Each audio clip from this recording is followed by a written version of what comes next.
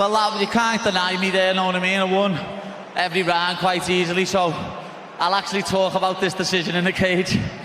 Do you feel now that you're moving forward? I know you had to go through surgery in your ankle. How are you feeling now in terms of your progress? The UFC heavyweight division is supposed to be about one thing: who is the baddest man on the planet. But the biggest bombshell just dropped, and it has nothing to do with a title fight. A leaked document has surfaced, a private conversation, a behind-the-scenes deal that was never supposed to see the light of day. And at the center of it all is Paddy Pimblett, the UFC's most polarizing lightweight, not a heavyweight, not a contender, a lightweight. So why is his name all over a leaked heavyweight fight agreement? Why are top heavyweights losing their minds backstage? And why is the UFC scrambling to contain a story that threatens to expose everything wrong with the promotion's matchmaking? The internet is on fire. The locker room is divided. And the truth, the real truth, is more shocking than anything you've heard. This is not a rumor. This is not speculation. This is the UFC's biggest scandal in years. And Paddy Pimblett just got caught in the middle. We had a good time, both of us. It was enjoyable. Any kind of sneak peek you can give us? Like what did you want to talk to Dana White about? Obviously, I had a little chat about the card, and then, well, it'll be out Wednesday anyway. Be out Wednesday, but we ripped a few people. Know what I mean? A few people got ripped into, which was nice. It started with a screenshot, a blurry, grainy image of what appeared to be an internal UFC document. The document outlined a proposed heavyweight bout between two top 10 contenders. The names were redacted, the dates were redacted, but the financial terms were not, and that's where the chaos began. Because the numbers on that leaked document were so astronomical that every heavyweight in the division immediately started asking questions. Questions that the UFC did not want to answer. Questions that exposed the promotion's biggest secret. Not all fighters are paid equally. Not even close. The leak spread like wildfire through MMA forums, social media, and locker rooms. Within hours, 3 heavyweight fighters had publicly demanded explanations. Within days, the UFC was in full damage control mode. But the damage was already done. The conversation had shifted. And at the center of it all was a name that no one expected: Paddy Pimblett. How does a lightweight get caught up in a heavyweight scandal? The answer is more disturbing than anyone imagined. According to sources close to the situation, Paddy Pimblett was not the subject of the leaked document. He was the source. The document was allegedly sent to him by a friend within the UFC's matchmaking department. It was supposed to be a private conversation. A look at what the heavyweights are getting paid compared to us kind of conversation. But someone else got hold of it. Someone who had no loyalty to Pimblett or the UFC. Someone who saw the numbers and decided that the world needed to see them too. The leak was not an accident. It was a betrayal. And Paddy Pimblett, the man who started it all, is now facing the full wrath of the UFC's legal team. The heavyweight division is furious, not because of the leak itself, because of what the leak revealed. The numbers on that document were for a single fight. One night, 15 minutes. The total payout was over $2 million. For comparison, some of the heavyweights who are currently ranked in the top 10 have never earned more than $500,000 for a single fight. The gap is staggering. The anger is real. And the fighters are demanding answers. Who gets that kind of money? One heavyweight veteran asked on social media. Why do they get it and I don't? The questions were not rhetorical. They were direct. And the UFC, for once, had no good answers. The only answer they could give, "That fighter is more marketable than you," was not the answer anyone wanted to hear. Paddy Pimblett has not commented publicly on the leak. He has gone radio silent. His social media accounts have been inactive for days. His manager has refused all interview requests. But his silence is not the silence of a man who has nothing to say. It's the silence of a man who has been told to say nothing. The UFC's legal team is involved. The threats are real. And Pimblett, who was once the UFC's golden boy, is now the promotion's biggest liability. He leaked information that exposed the system. He didn't do it maliciously. He didn't do it to hurt anyone. He just wanted to prove a point. But in the UFC, proving a point is not a defense. Loyalty is the only currency that matters. And Paddy Pimblett just proved that he is not loyal. The aftermath of the leak is still unfolding. More documents are rumored to exist. More fighters are coming forward with their own stories of pay disparity. The heavyweight division is in chaos. The UFC is scrambling. And Paddy Pimblett, the man who started it all, is waiting to see if his career will survive the fallout. The next chapter of this story will determine everything. Not just for Pimblett. For every fighter who has ever wondered why they get paid less than their peers. The conversation is no longer private. The numbers are no longer hidden. And the question every fighter is asking is the same: why? Some guys who have been around for a while, some guys who have had some great stories in the UFC, but how much is this UFC about Paddy Pimblett, this UFC 282, do you think? It is. It's all about me, you know what I mean? I'm the main man. Like, I'd really respect Jared, I really like Jared, but he should be thanking me. Simple as that. He wouldn't have sniffed the main card without me. Never mind the co-main event slot. The leaked document didn't just expose pay disparity. It ignited a powder keg that had been building for years. The heavyweight division, historically the most volatile, egotistical, and dangerous weight class in the UFC, erupted in fury. Fighters who had never spoken publicly about pay were suddenly demanding answers. Fighters who had been loyal to the UFC for decades were questioning everything. And the conversation was no longer private. It was happening on Twitter, on Instagram, on podcasts, in interviews. The floodgates had opened, and the UFC had no idea how to close them. The first to speak was a veteran heavyweight who had been with the promotion for over 10 years. He had fought champions, he had headlined pay-per-views, he had bled for the brand, and he had never earned more than $400,000 for a single fight. When he saw the leaked document, showing a proposed payout of over $2 million for a single fight, he lost his composure. "I've been here a decade," he said in a since-deleted Instagram video. "I've never missed weight. I've never failed a test. I've fought everyone they put in front of me. And now I find out that some guy who hasn't even fought in the division yet is getting paid 5 times what I've ever made." He didn't name names. He didn't have to. The implication was clear. The UFC was playing favorites, and the favorites were not the ones who deserved it. The second to speak was a former champion. He had held the belt. He had defended it. He had been the face of the division, and even he was shocked by the numbers. "Look, I know the business," he said in a podcast interview. "I know that some fighters are more marketable than others. But $2 million for a guy who hasn't even proven himself in the division, that's not marketability. That's something else." He didn't accuse the UFC of anything illegal. He didn't accuse them of corruption. But he did accuse them of something worse: disrespect. When you pay a new guy more than a veteran who has bled for you, you're telling that veteran that he doesn't matter. And that's not how you treat people. That's not how you treat fighters. The third to speak was the most surprising. A fighter who had never complained about anything. A company man. A guy who showed up, fought, and went home. He was not a star, he was not a draw, he was just a professional who did his job, and even he was angry. "I don't care about the money," he said, "I care about the fairness. If you're going to pay someone more than me, fine.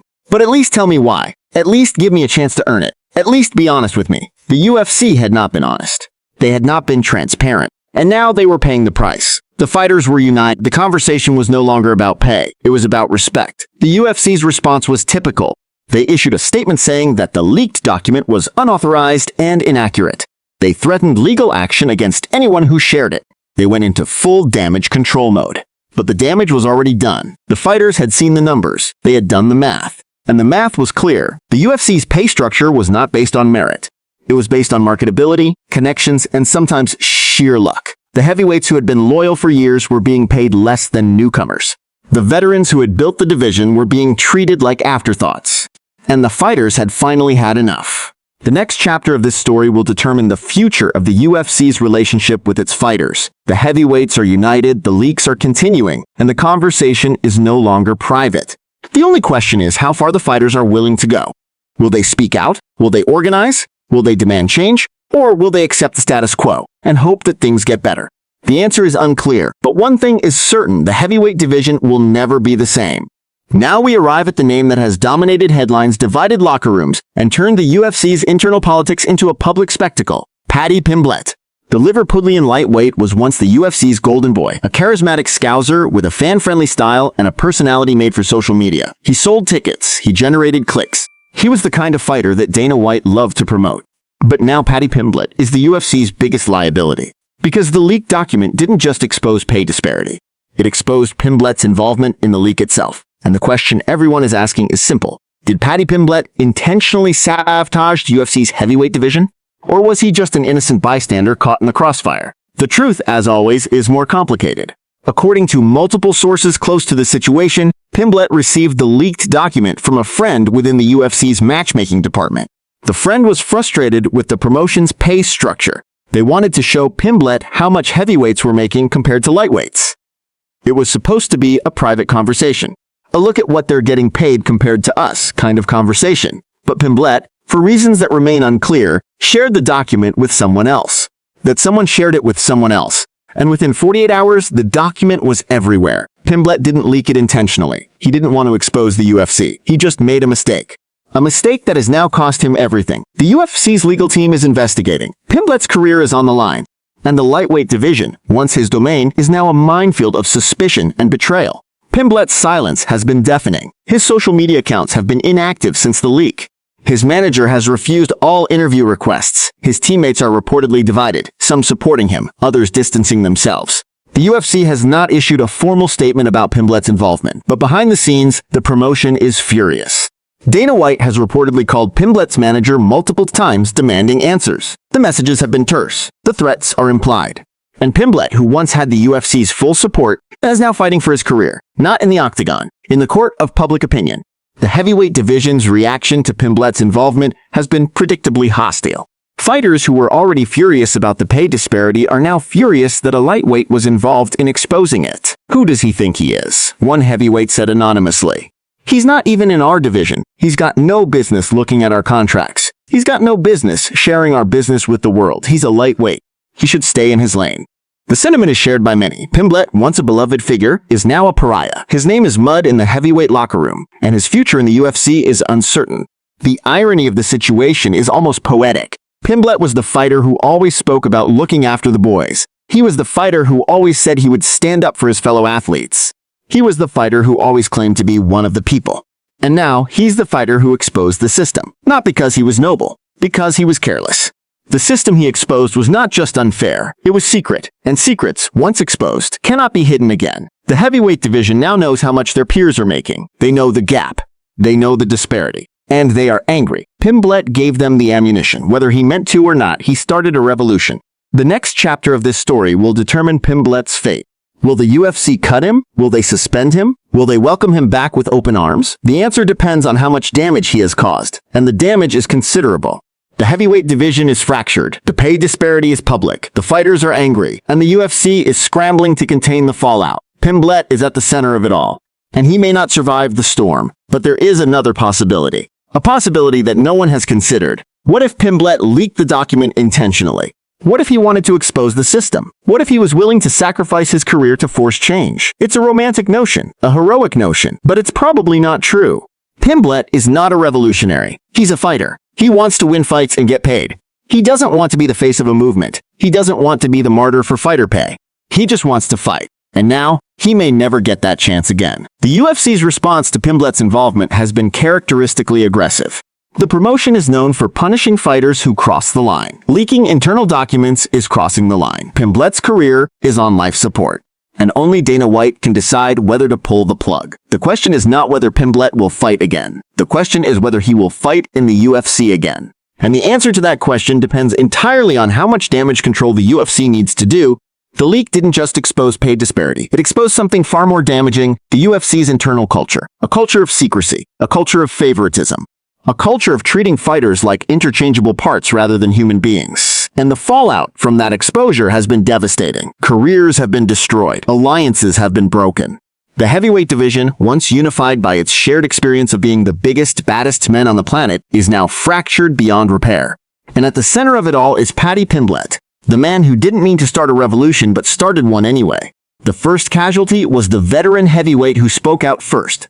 The one who had been with the promotion for over a decade. The one who had never missed weight. The one who had fought everyone they put in front of him. His next fight was quietly canceled. No explanation, no public statement, just a quiet removal from the schedule. His manager called the UFC. They were told that the fight was postponed due to scheduling conflicts. But everyone knew the truth. He was being punished. Not for leaking the document, for speaking out about it, for daring to question the system. His career is now on hold, and he may never fight again. The second casualty was the former champion who had spoken on the podcast. He was offered a new contract. The terms were worse than his previous deal. Less money, fewer bonuses, more restrictive clauses. He refused to sign. The UFC told him that if he didn't sign, he wouldn't be booked. He hasn't been booked since. He is currently a free agent, exploring options with other promotions. But he is 38 years old. He has limited time left. And he knows that the UFC's offer was not a negotiation. It was a punishment. A message. Speak out again and we'll make sure you never work in this sport again. The message was received. The fighter is now considering retirement. Not because he wants to. Because the UFC has made it impossible for him to continue. The third casualty was not a fighter. It was a coach. A respected trainer who had been with the UFC for years. He had cornered champions. He had built a reputation as one of the best in the business. And he had been the one who advised his fighter to speak out about the pay disparity. The UFC retaliated, not against the fighter, against the coach. His fighter was offered a new contract with the condition that he would no longer be allowed to train at his gym. The fighter would have to change coaches, or he could leave the UFC. The fighter chose to leave the UFC. The coach is now unemployed. His gym is struggling, and his reputation is destroyed. All because he advised a fighter to tell the truth. The fourth casualty is the most shocking. A journalist, a respected MMA reporter who had been covering the sport for over a decade. He had written a story about the leak, not a sensational story. A factual story. He had confirmed the document's authenticity. He had interviewed fighters about their reactions. He had done his job, and the UFC responded by revoking his press credentials. He was banned from all future events. His outlet was told that they would not be receiving media access for the foreseeable future. The journalist has appealed the decision. He has been ignored. His career in MMA media is effectively over. Not because he did anything wrong. Because the UFC does not tolerate anyone who exposes the truth. The heavyweight division is now a war zone. Fighters who used to train together are now avoiding each other. Fighters who used to support each other are now accusing each other of being company men. The unity that the leak briefly created has been shattered by the UFC's retaliation. Some fighters have chosen to stay silent. They are protecting their careers. They are protecting their families. They are making the calculation that speaking out is not worth the cost. Others have chosen to fight back. They are organizing. They are sharing information. They are building a network of fighters who are willing to stand up to the UFC. The division is divided. And the division is dangerous. Paddy Pimblett has not spoken publicly, but he has been watching. He has seen what happened to the fighters who spoke out. He has seen what happened to the coach. He has seen what happened to the journalist. He knows that his career is hanging by a thread, and he knows that if he speaks out again, that thread will snap. He is trapped. He cannot apologize because he didn't do anything wrong. He cannot defend himself because the UFC will destroy him. He cannot fight because he is not being booked. He is in a state of limbo. And limbo for a fighter is the worst place to be, because while you are waiting, your prime is passing. Your skills are degrading. Your value is decreasing. And the UFC knows this. They are waiting him out. They are hoping that he fades away. They are hoping that he retires. They are hoping that the problem solves itself. The next chapter of this story will determine the future of the UFC's relationship with its fighters. The heavyweights are united. The leaks are continuing. And the conversation is no longer private. The only question is how far the fighters are willing to go. Will they speak out? Will they organize? Will they demand change? Or will they accept the status quo and hope that things get better? The answer is unclear.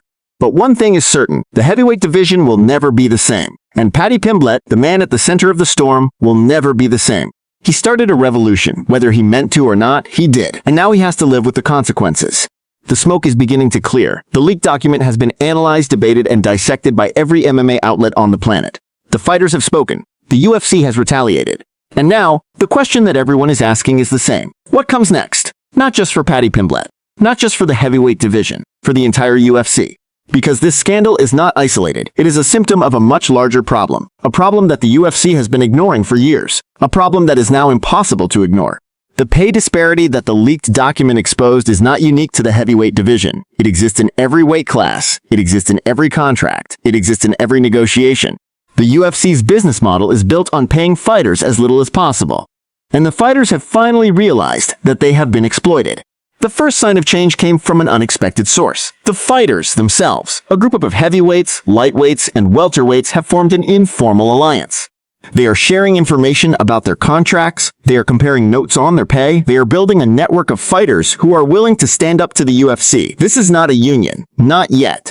But it is the beginning of something, the beginning of a movement. The fighters are no longer isolated, they are no longer alone, they are united by a common grievance.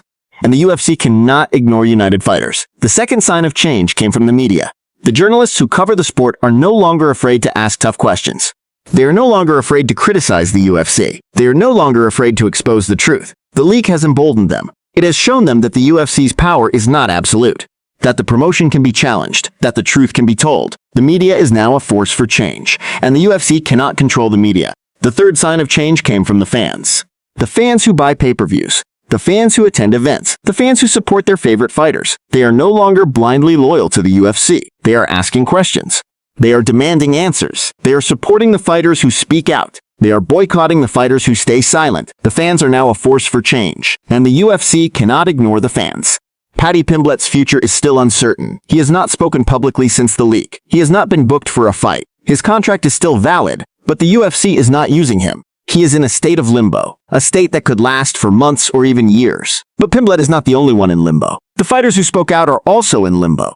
The coach who advised his fighter is in limbo. The journalist who wrote the story is in limbo. The entire sport is in limbo. And the only way out of limbo is change. Real change. Systemic change. The kind of change that the UFC has resisted for years. The kind of change that fighters have demanded for years. The kind of change that is now inevitable.